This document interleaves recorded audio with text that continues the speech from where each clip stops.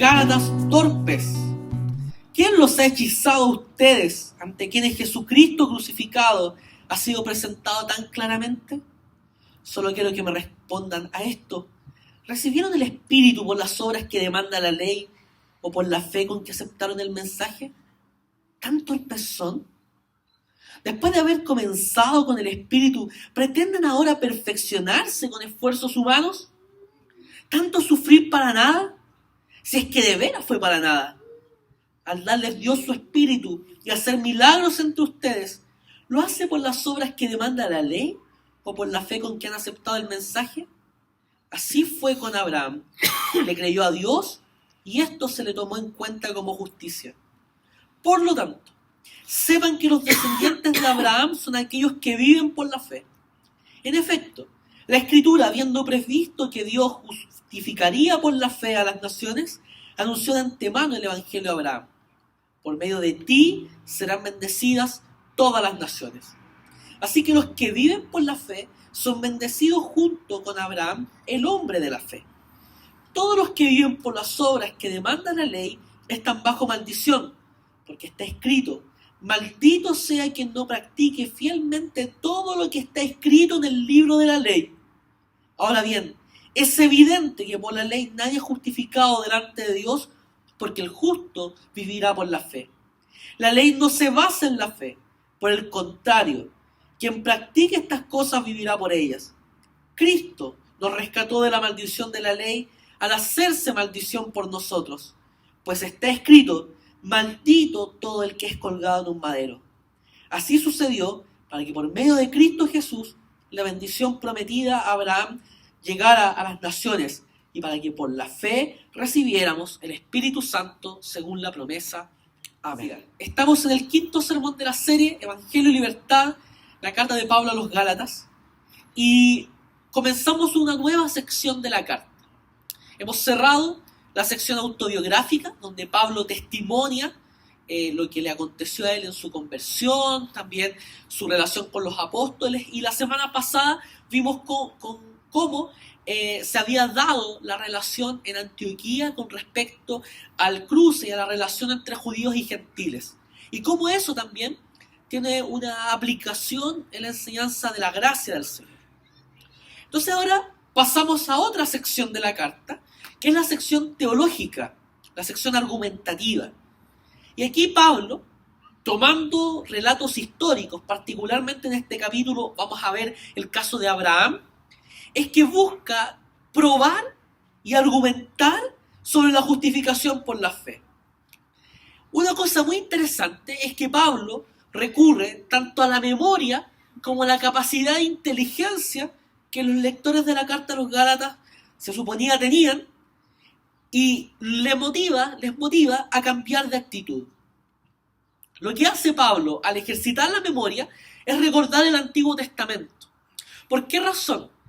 Porque los judaizantes decían que Pablo estaba predicando innovaciones, que no se condecían con la ley del Señor.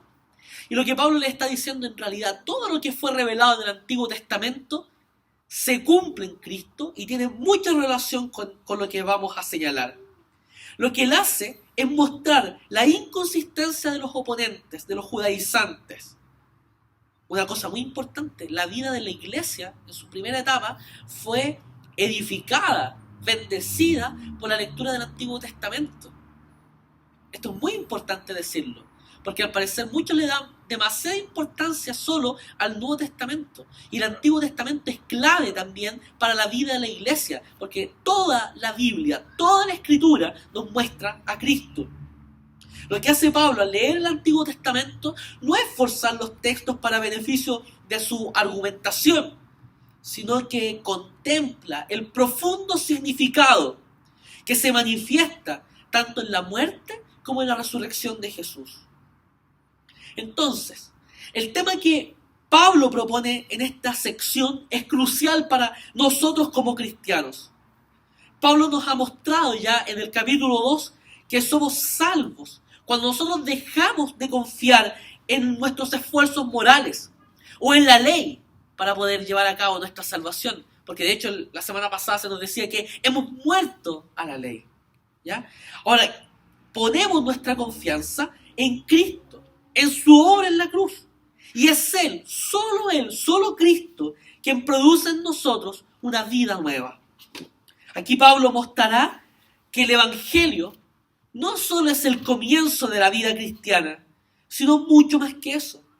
Se nos mostrará que por el Evangelio nosotros somos salvos, pero que también por el Evangelio crecemos en nuestra vida cristiana.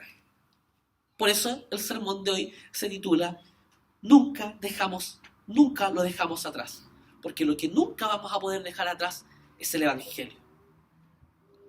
Entonces, en primer lugar, veamos la justificación y las obras. Y aquí Pablo presenta un mensaje duro, contundente. No les dice, amados hermanos, queridos, amigos, hermanitos, te amo en el Señor. No, Gálatas torpes. Después del versículo 3, tan torpes son. Le reitera esa característica. Aquí Pablo se dirige con frases duras a quienes después de haber abrazado la fe de Cristo, continuaban buscando la justificación por la fe por sus propias obras, por cumplir la ley, por observar la ley, como decíamos la semana pasada, fundamentalmente en lo externo, en la circuncisión, en el no comer ciertas cosas que estaban prohibidas por la ley, como también en guardar el día sábado. Aquí Pablo recuerda a los Gálatas que solo por el poder del Espíritu Santo es que ellos recibieron el Evangelio por primera vez. Y por eso es que en el versículo 1 apela a la pérdida de la percepción. Gálatas torpes, ¿quién los ha hechizado a ustedes ante quienes Jesucristo crucificado ha sido presentado tan claramente? El problema de los Gálatas fue dejar de lado las capacidades de percepción. Dejaron de mirar con cordura, con mesura, la vida que ellos tenían. Los judaizantes, legalistas, les desviaron de la fe. Los sedujeron, los hechizaron, los fascinaron. Me gusta cómo traduce la NBI esto, porque le hace más justicia a la palabra en el griego, esta idea de hechizar. Aquí Pablo le está dando cuenta de hechiceros y de artilugios de magia, pero simplemente está queriendo graficar, ilustrar la torpeza, lo absurdo, lo inexplicable del cambio de opinión que ellos habían experimentado. O sea, ¿cómo la torpeza de no entender que Jesucristo fue crucificado por ellos tan claramente y que fue el Espíritu el que les dio testimonio para vivir la vida que ellos debían vivir? Luego, enfatiza Pablo en la obra realizada por el Espíritu Santo. Versículos 2 al 4. Solo quiero que me respondan a esto. ¿Recibieron el Espíritu por las obras que demanda la ley o por la fe con que aceptaron el mensaje? ¿Tan torpes son? Después de haber comenzado con el Espíritu, ¿pretenden ahora perfeccionarse con esfuerzos humanos? ¿Tanto sufrir para nada, si es que de veras fue para nada? Esto es realmente maravilloso. Fíjense en algo. Pablo está utilizando el recuerdo de la experiencia que ellos habían vivido como elemento sensibilizador al mensaje. Él expone la doctrina de manera posterior a recordarle su testimonio, su experiencia. Se les llama la atención con lo vivido. La experiencia tiene un poder enorme para cautivar a las mentes. Y yo quiero que usted se ponga en los zapatos de los Gálatas, buscando hacer obras de la ley para agradar a Dios, cuando Dios ya había hecho todo por ellos. Entonces, ¿habían olvidado ya esa viva impresión recibida por el Espíritu Santo? El cambio de actitud, el cambio de opinión era sumamente grave. ¿Cómo era posible que después de gustar, de ser beneficiados por los dones espirituales, comenzaron a sustituirlos por el cumplimiento de prácticas rituales que solo eran una pesada tradición? Aquí Pablo lo que les señala a estos hermanos de Galacia es que ellos tuvieron el Espíritu Santo antes de recibir este mensaje que los estaba desviando de la fe. Por lo tanto, la práctica de las tradiciones judías pasadas no eran requisito para convertirse en cristianos. Ellos recibieron el Espíritu Santo cuando creyeron en el mensaje. Desde el momento en que creímos, dice Pablo en la carta a los Efesios, fuimos sellados con el Espíritu Santo de la promesa. O sea, desde el momento en que creímos, el Espíritu Santo entró en nuestra vida y comenzó a hacer una obra renovadora, santificadora en nuestro ser. No necesitamos de observar una tradición, porque lo único que podemos hacer es creer en Cristo, y ese creer incluso es un don del Señor. De hecho, es tan importante este tema de la obra del Espíritu Santo que de aquí en adelante Pablo mencionará a lo largo de toda su carta 16 veces al Espíritu Santo. Y la mayoría de las veces tiene que ver con esta obra salvadora y santificadora en la vida de los creyentes. La entrada del Espíritu Santo, queridos hermanos, marca el inicio de nuestra vida cristiana. Marca nuestro nuevo nacimiento. Y es que el Espíritu Santo no obra separado del Evangelio. El Evangelio es el canal, es la forma por la cual el Espíritu Santo actúa. ¿Por qué razón? Porque tanto la salvación como la santificación que hoy día estamos experimentando con la ayuda del Señor es obra del Espíritu Santo. Y el versículo 4, después de hacernos ver esto, la torpeza de intentar cambiar el Evangelio del Señor por el cumplimiento de cosas externas, Pablo les dice, ¿tanto sufrir para nada? Si es que de veras fue para nada. Entonces, lo que le está diciendo Pablo y mostrándoles acá es que ellos se han descarriado. Siguen en la iglesia, pero se apartaron de la fe de Jesús. Esto es muy importante también que lo tengamos en cuenta. Usted y yo podemos estar en el Evangelio, pero podemos ser impregnados, empapados por ideas que son ajenas al Evangelio. Por eso es necesario que todos los días usted y yo nos prediquemos el Evangelio. Nos digamos cuán pecadores somos, cuán santo es Dios y cuánta muerte y cuánta ira de Dios nosotros merecíamos recibir. Pero por pura gracia, por el puro afecto del amor de Dios, hemos sido salvos gracias a los méritos de Cristo en su cruz. Eso es algo que debiésemos predicarnos todos los días.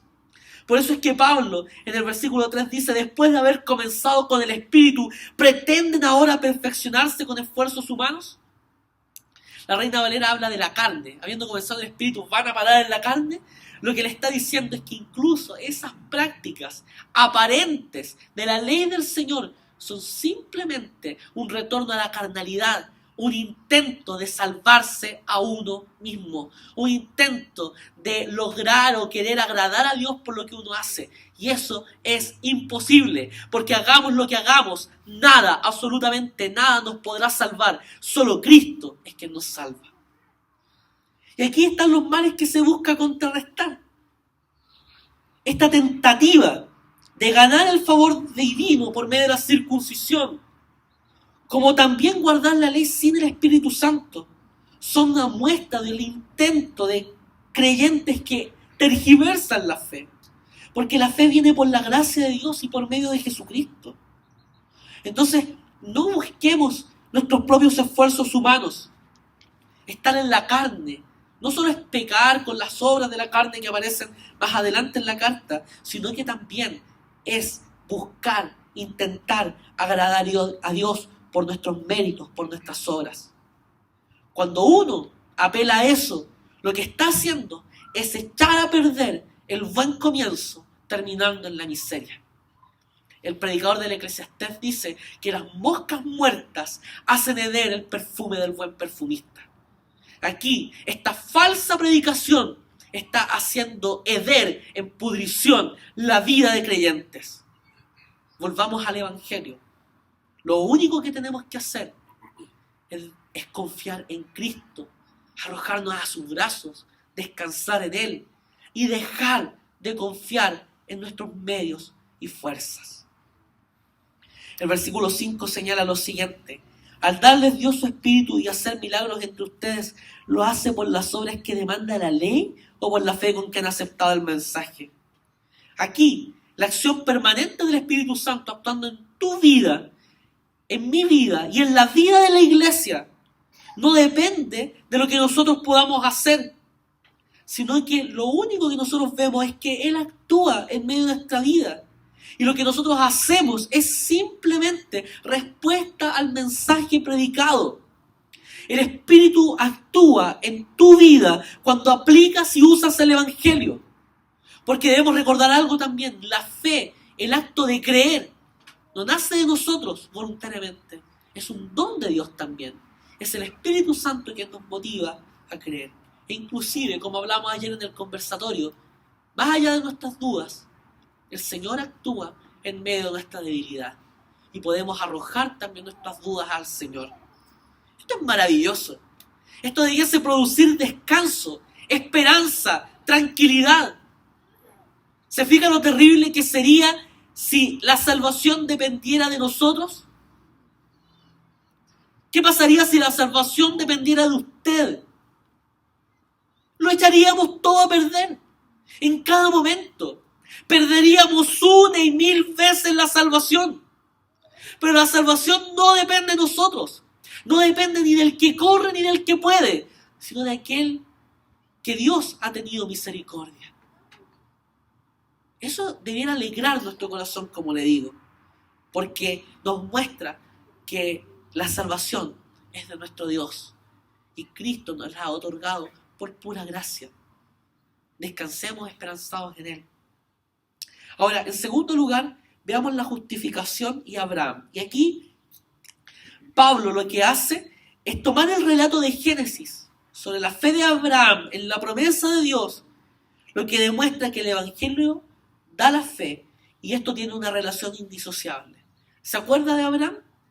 Abraham, en ese contexto, en el capítulo 12, era de un pueblo pagano, probablemente era politeísta, no creía en un Dios, en el Dios de Israel. Todavía Dios no formaba este pueblo y lo llama a salir de su tienda y le dice: vete a otra tierra, la tierra que yo te daré. Más adelante le dice: mira las estrellas del cielo, ve, cuéntalas. Así será tu descendencia. Cuenta la arena del mar. Y eso es imposible, ¿cierto? Como también contar la estrella es imposible. Así será tu descendencia. En ti serán benditas todas las familias de la tierra. Dios hizo un pacto con Abraham. Cuando le llama, le hace salir de su casa, de su familia, de su parentela, le manda a otra tierra y luego le da una promesa de una descendencia. De hecho, más adelante, Dios le cambia el nombre a Abraham. Se llama Abraham originalmente. Eso significa padre enaltecido. Y Dios le pone Abraham, que significa padre de multitudes. Imagínense esta escena. Una mañana, Sara hizo el desayuno. Abraham estaba ahí acicalando, lavándose toda la cosa con la poca agua que había en el desierto. Y Sara, que había salido del cambio de nombre, lo llama: Abraham, padre de multitudes. Imagínense los vecinos, los siervos de Abraham que están en las otras tiendas. La vieja loca, le cambió el nombre a su esposo. Mira, le está diciendo padre de multitudes y no tiene ni un solo hijo. Sara era estéril. De hecho, cuando Dios le dice que va a tener un hijo, ella se ríe. Con esa risa irónica de molestia frente a esa situación. Bueno, Dios la cambia por una risa de alegría. Abraham creyó y le fue contado por justicia. Tanto creyó que salió de su tierra y su parentela, sin un GPS, sin un mapa como nosotros, sin letreritos en la vía diciéndole: aquí está la tierra prometida. Él salió sin saber a dónde iba. Hebreos capítulo 11 dice que nuestros primeros padres lo que hicieron fue salir hacia la tierra prometida, esperando una patria mejor, un cumplimiento mejor de estas profecías, un cumplimiento mejor de estas promesas. El patriarca fue aceptado por Dios por medio de la fe antes de ser circuncidado.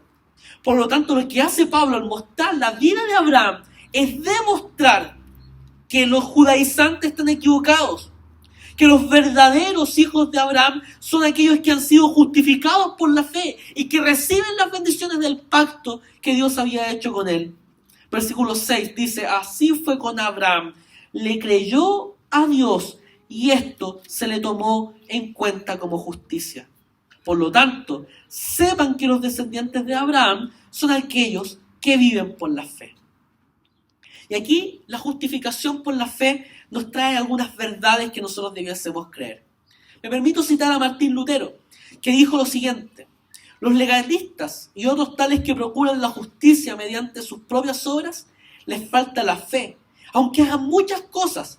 Ayunan, oran, pierden el sueño, cargan con cruces a la espalda, pero ya que piensan que aplacan la ira de Dios y por esas cosas merecen la gracia de Dios, no glorifican a Dios. Es decir, no lo juzgan por misericordioso, verdadero, que guarda su promesa, sino que es un juez furioso, que debe ser aplacado con obras, y por todos estos medios desprecian a Dios en sus promesas, lo hacen pasar por mentiroso, niegan a Cristo y a todos sus beneficios. En conclusión, expulsan a Dios de su asiento y se sientan sobre él, pues ellos, al rechazar y despreciar la palabra de Dios, escogen tales obras que Dios no ha pedido. Se imaginan que Dios se agrada en ellas y esperan que Él los premie.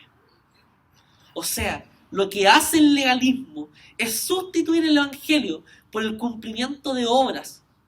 Y hay algo que tenemos que saber, que aunque hagamos lo que hagamos, somos impuros delante de Dios. Nuestras justicias son como trapos de inmundicia delante de Dios. El profeta Jeremías en el capítulo 2 dice que aunque te laves con jabón y amontones lejía sobre ti, la mancha de tu pecado siempre está delante de mí. No podemos hacer absolutamente nada por nuestros méritos para agradar a Dios. Y cuando buscamos merecer algo de lo que Dios nos ha dado, estamos sentándonos en el trono de Dios, estamos poniéndonos en el lugar de Dios, estamos sustituyéndole a Él, creyendo que por nuestros méritos lo podemos hacer y esperando que Él nos premie. Esa es la actitud del hijo mayor de la parábola del hijo pródigo. Él trabaja, se esfuerza, se cansa, llega a la casa después que los siervos. ¿Para qué? Para un día recibir la herencia. No la herencia regalada por su padre, sino la herencia que se ganó con su esfuerzo. Nosotros, los creyentes en Cristo Jesús, somos amados y aceptados por Dios mientras somos pecadores. Somos declarados justos por Dios antes siquiera de someternos y obedecer. Esto es pura gracia. Lutero diría que somos simultáneamente justos y pecadores, porque Dios por pura gracia nos declara justos. No es algo que seamos o hayamos hecho. Él, por sola gracia, nos declara justos. ¿Para qué? Para que podamos tener una relación con el Dios que es justo, que es santo, que es incomparable. La fe en la palabra, y esto es otra enseñanza que nos saca esto, que la fe en la palabra y las promesas de Dios resultan en justicia. Una vida recta, una vida santa, es producto de la obediencia y de la adoración al Dios que ha actuado con pura misericordia por nosotros. Ahora versículos 7 al 9, dice, por lo tanto, sepan que los descendientes de Abraham son aquellos que viven por la fe. En efecto, la Escritura, habiendo previsto que Dios justificaría por la fe a las naciones, anunció de antemano el Evangelio a Abraham. Por medio de ti serán bendecidas todas las naciones. Así que los que viven por la fe son bendecidos juntos con Abraham, el hombre de fe. Aquí están todos los creyentes, judíos y gentiles, son llamados hijos espirituales de Abraham. Porque quienes comparten la misma fe que el patriarca, que el padre de la fe, son sus hijos. Y como hemos señalado, para ello no es necesario circuncidarse, sino ser amado por Dios, creer en Él como el padre de la fe, creer en Él como lo hizo también el padre de la fe. Aquí el versículo 8 también es muy interesante porque dice, en efecto, la Escritura, habiendo previsto que Dios justificaría por la fe a las naciones, anunció de antemano el Evangelio a Abraham. Por medio de ti serán bendecidas todas las naciones. Fíjense en esto, aquí Pablo hace una figura literaria, personifica la Escritura, hace como que fuera una persona que vislumbra, que ve, que ha previsto, que nos ha mostrado con antelación lo que Dios había hecho. ¿Y qué es lo que hizo? Mirar con amor, no solo al pueblo de Israel, sino que mirar con amor a todas las familias de la tierra. Y aquí se cae una corriente de interpretación bíblica que se llama dispensacionalismo y que hace ver que Israel hoy día sigue siendo el pueblo escogido por Dios, y un pueblo querido, un pueblo amado, por sobre todos los demás pueblos de la tierra. Y aparte de eso, avalan las atrocidades que el Estado-nación de Israel hace el día de hoy con los palestinos y con otros pueblos de la tierra. Eso es inaceptable bíblicamente. ¿Por qué razón? Porque si Dios escogió a Israel, ¿fue para qué? Para hacerle un pueblo especial, un especial tesoro. ¿Pero para qué? Para que las demás naciones acudieran hacia Israel y vieran allí al Señor, al Salvador. Porque las demás naciones dirían: ¿por qué prosperan? ¿Por qué tienen armonía social? ¿Por qué no hay pobres entre ustedes? ¿Por qué todos prestan y nadie pide prestado? ¿Por qué hacen cosas maravillosas? ¿Por qué viven en santidad? ¿Por qué nadie adultera? ¿Por qué nadie codicia? ¿Por qué nadie roba? Y la respuesta, ¿sabe qué es? Porque tenemos un Dios que nos ha dado su ley y vivimos conforme a eso. ¿Pero qué fue lo que hizo Israel? Todo lo contrario. Ahora, mucho antes de que Israel hiciera todo lo contrario, ya tenía en su mente a todas las familias de la tierra. Si Dios llamó a Abraham para eso, con ese propósito. Israel ya cumplió su propósito en la historia. Hoy día todos nosotros formamos parte del pueblo de Dios. Y eso es el Evangelio. Fíjese cómo lo llama. A esa promesa que Dios le da a Abraham le dice: el Evangelio. En ti serán benditas todas las familias de la tierra. Por eso con alegría es que bautizamos a nuestros hijos, porque creemos que ellos también forman parte del pueblo de Dios. Por eso es que hoy día nos sentimos con alegría, porque Dios se ha dignado en llamarnos su pueblo, su nación santa, su real sacerdocio. Y ahora no para que las naciones vengan a nosotros, sino para que nosotros salgamos y contemos las grandes cosas que Dios ha hecho con nosotros. Y aquí yo quisiera recomendarles como tarea para casa, durante la semana, lea Romanos capítulo 4. Y aquí, en ese capítulo, Pablo aumenta todo lo que vimos en el versículo 7 al 9, aumenta eso, lo reflexiona de manera mucho más detenida. Y en tercer lugar, veamos la justificación y la cruz de Cristo. Versículos 10 al 11 dice: todos los que viven por las obras que demanda la ley están bajo maldición, porque está escrito: maldito sea quien no practique fielmente todo lo que está escrito en el libro de la ley. Ahora bien, es evidente que por la ley nadie es justificado delante de Dios, porque el justo vivirá por la fe. Aquí Pablo está diciéndonos que no podemos hacer nada para nuestra salvación. Lo que él quiere enfatizar es que nadie puede guardar la ley del Señor en su totalidad. Y de hecho se apoya en lo dicho en Deuteronomio capítulo 27, versículo 26, que es lo que cita, cuando dice: maldito sea quien no practique fielmente todo lo que está escrito en el libro de la ley. Si uno fuera a Deuteronomio, después de ese capítulo, después de ese texto bíblico, hay una serie de maldiciones a quienes desobedecen la ley. El alma que pecare, esa morirá. Y si usted no guarda toda la ley, se hace maldito delante de Dios. En ese contexto, los legalistas se niegan entonces con esto, con el buscar cumplir la ley como medio de salvación, se niegan a recibir la oferta de gracia de Dios e insisten en alcanzar la justicia a través de las obras. Pero ojo, las bendiciones de Dios nunca se han ganado. Cuando usted recibe algo de Dios no es porque usted lo gane, es por pura misericordia. ¿Se ha fijado que Dios le da mucho más allá de lo que usted merece? ¿Se fija cuántas veces Dios ha arreglado lo malo que usted ha hecho para que usted pueda salir victorioso a pesar de los errores que ha cometido? Las bendiciones de Dios siempre son gratuitas. Y aquí debemos tener algo muy presente. Santiago, capítulo 2, versículo 10 dice: porque el que cumple con toda la ley, pero falla en un solo punto, ya es culpable de haberla quebrantado toda.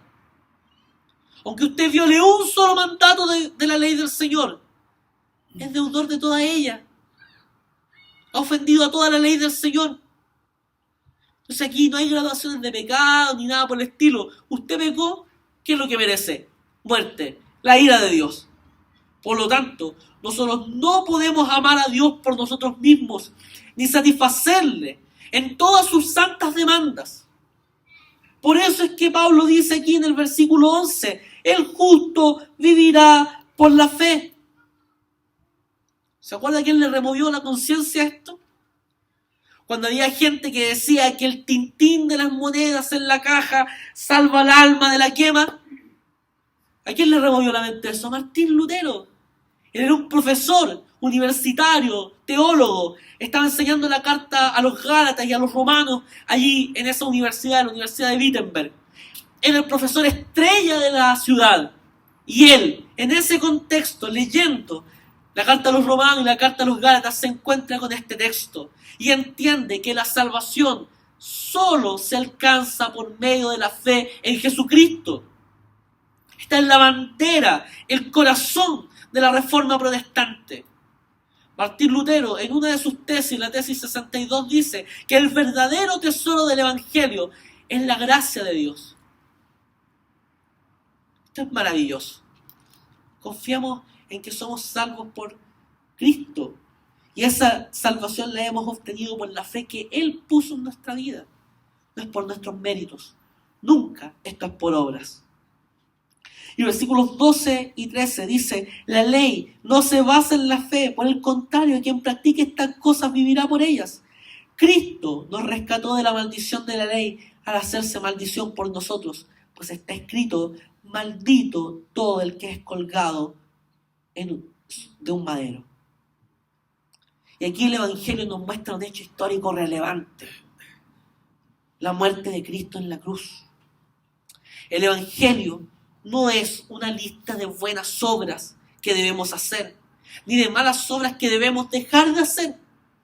El Evangelio es la obra máxima de lo que se hizo posible por amor a nosotros, en el hecho de que Cristo tomase nuestro lugar. Nosotros éramos malditos por quebrantar la ley, pero fíjense en el texto, es tremendamente cruento. Dice, Cristo nos rescató de la maldición de la ley al hacerse maldición por nosotros. Pues está escrito, maldito todo el que es colgado de un madero. Nosotros habíamos infringido la ley del Señor. Y cuando transgredimos la ley del Señor, lo único que merecíamos era el castigo.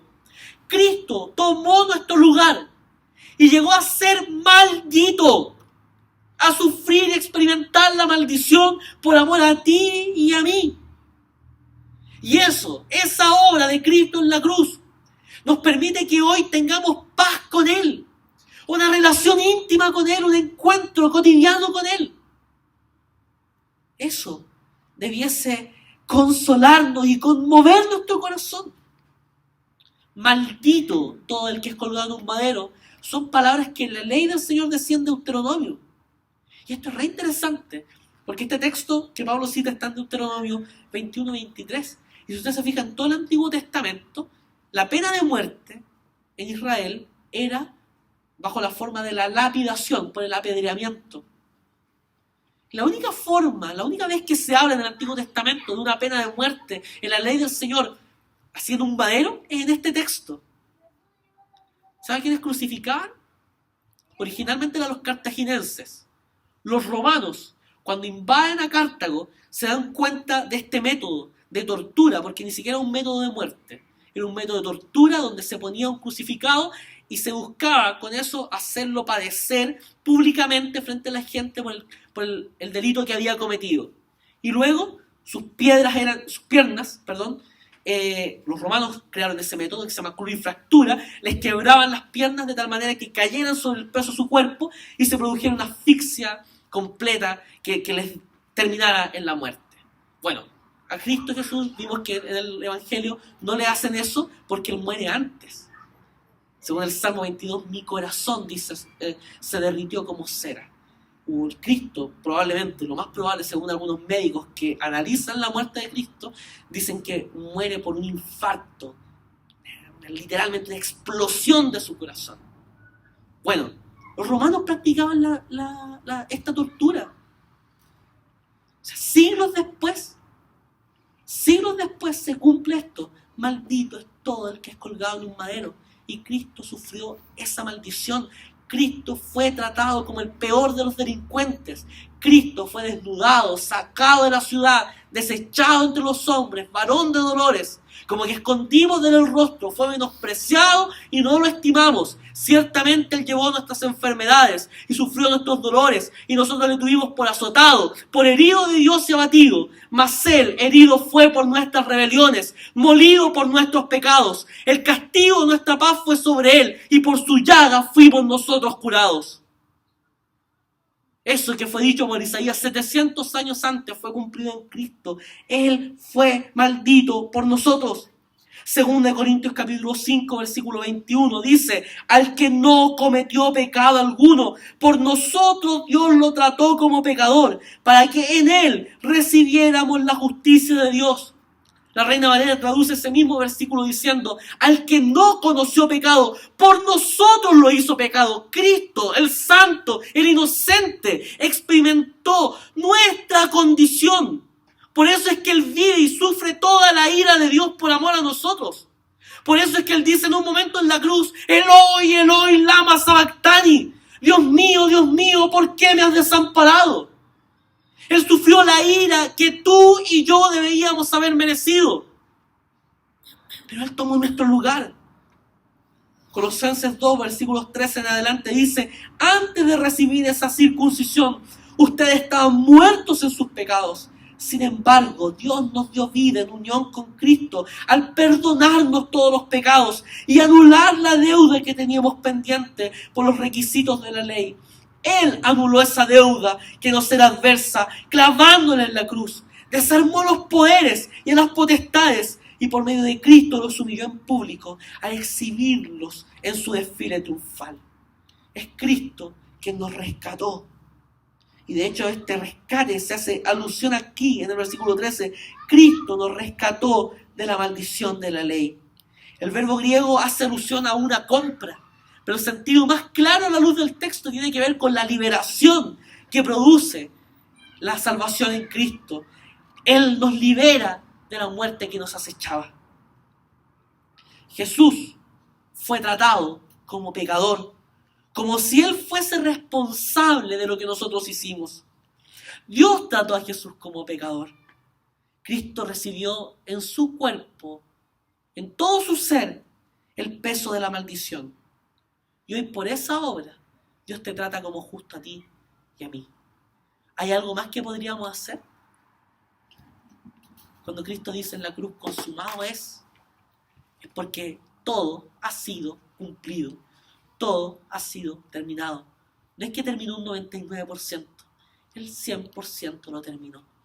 Por eso, hoy día, el que cree en el Hijo tiene vida eterna. De hecho, el versículo 14 apunta a eso. Así sucedió para que por medio de Cristo Jesús la bendición prometida a Abraham llegara a las naciones, y para que por la fe recibiéramos el Espíritu según la promesa. Los cristianos gentiles, cuyas vidas son marcadas también por el Espíritu Santo dentro de ellos, también verían cumplida la promesa de que todos los pueblos de la tierra serían benditas en Cristo Jesús, porque todos ellos serían benditos en el pacto, en la promesa que Dios había hecho con Abraham. Eso es maravilloso. Y por eso hoy día es que somos también parte del pueblo de Dios. Para reflexionar y practicar. Primera cosa, debemos regresar una y otra vez al Evangelio y dejar de poner nuestra mirada en nosotros mismos. Cristo es el Evangelio. Pongamos nuestra mira en Él. Seamos cautivados, maravillados por lo que Él hizo por nosotros. Y descansemos esperanzados en la obra de Cristo. Cuando hablo del descanso, no estoy hablando de que no hagamos nada, sino que pongamos toda nuestra esperanza sobre Él, echando toda nuestra ansiedad sobre Él, dice Pedro, porque Él tiene cuidado de nosotros. Sí tenemos que trabajar, pero con la esperanza de que Cristo vive en nosotros. Segunda cosa, dejemos de buscar la aprobación de Dios y de los demás. Entendamos que las buenas obras que hoy día hacemos son simplemente el resultado de lo que Cristo hizo por nosotros. Tercero, piense en el pecado que usted más comete regularmente. Y ese pecado que usted comete más regularmente se termina constituyendo en su objeto de adoración. ¿Qué adora más usted hoy que le hace dejar a Cristo? ¿Hay algo que le hace dejar a Cristo? Dejar de seguirle. Su trabajo, sus posesiones, su condición social, la fama que tiene en el barrio, en su familia, con los amigos, lo que usted piensa de usted, su identidad, su familia. ¿Qué es lo que hace dejar de lado a Cristo? Confiese su pecado delante de Dios y arrepiéntase, pida perdón, creyendo que el Señor nos puede perdonar y restaurar. Cuarto, intentar salvarte a ti mismo te hace más sensible a la crítica, te hace envidioso y te hace también un cobarde. Cuando usted quiere ganarse la salvación, siempre, cuando alguien ve algo malo y lo critique, usted va a creer que lo están persiguiendo, que quieren hacerle daño, que lo quieren matar. No, si cuando alguien le amonesta, le aconseja, le exhorta, es porque está procurando el bien de parte de usted. Entonces no se ponga con delirio de persecución. No sea envidioso, porque de repente cuando uno quiere hacer y lograr la salvación por uno mismo, empieza a ver que otro comienza a destacarse un poquito más en la comunidad. Y no, pero si ese llegó recién, ¿cómo le están dando esto? ¿Cómo está haciendo esto? ¿Cómo está trabajando aquí y allá? No se preocupe de eso. Y por otro lado, le hace un cobarde. ¿Por qué razón? Porque no le hace tomar las decisiones correctas que usted tiene que tomar y atreverse en la obra de Cristo. Porque como quiere estar bien, no quiere fallar, no quiere cometer errores, no se arroja al camino. ¿Sabe qué? Todos nosotros podemos criticar a Pedro. ¿Por qué Pedro? Si mira, caminaste sobre el mar y te hundiste y te comenzaste a tener dudas y estabas con Cristo delante. Todos los que criticamos a Pedro, vayamos al litoral central, pongámonos en la playa y comencemos a caminar por el mar. ¿Alguien lo hace? Nadie. Pedro se hundió, pero caminó por el mar. Y fue Cristo quien le sostuvo con su mano de amor y de cariño y le restauró. Arrójese, tome las decisiones que tenga que tomar. Esto no depende de usted, es Cristo en usted. Y finalmente, nunca avanzamos más allá del Evangelio. Nunca dejamos atrás el Evangelio. El Evangelio forma parte de toda nuestra vida cristiana. Nosotros creemos por el Evangelio y hoy día crecemos también por el Evangelio. Que el Señor nos ayude y nos haga poner en práctica esta su palabra.